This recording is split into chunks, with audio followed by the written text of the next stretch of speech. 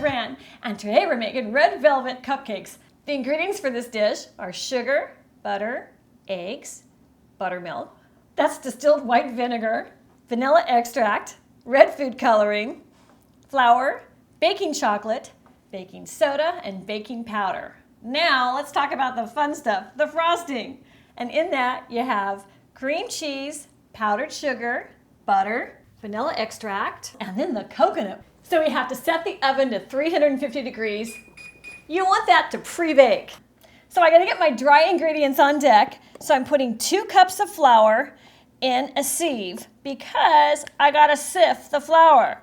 So to the flour, I'm adding 1 teaspoon of baking soda and 1 teaspoon of baking powder.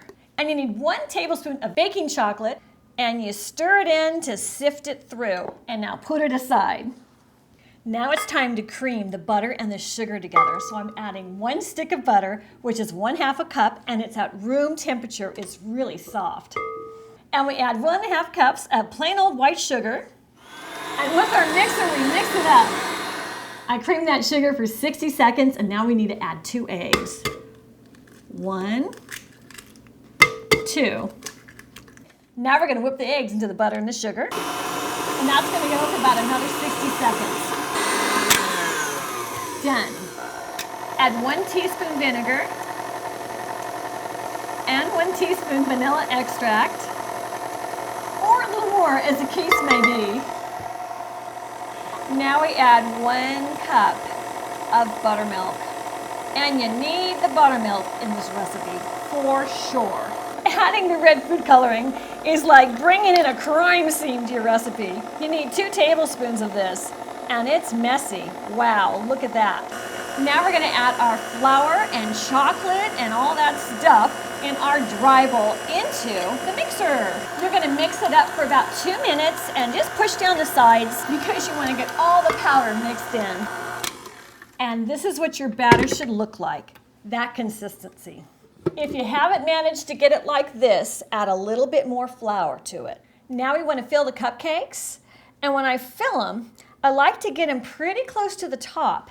And the reason is I want to have a dome on top because I want them to be round. So pop them in the oven at 350 degrees for 24 minutes because those are fatties. To have the most light and fluffy frosting, you need to have 1 cup of cream cheese.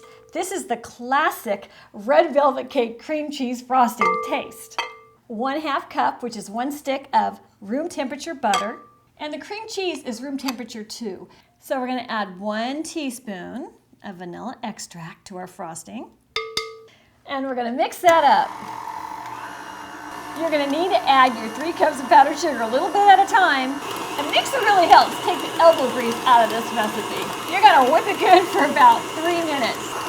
Wow, that looks really fluffy. It's done.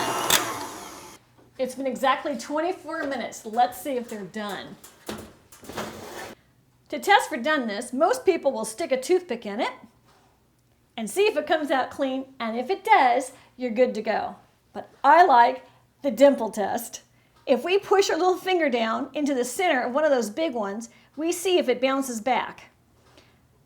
If it really bounces back fast, you're fine. But even if it leaves a little dimple, I'm okay. It'll keep it moist longer. It won't be dried out. So that is perfect for me because I know it's gonna finish cooking in that tin.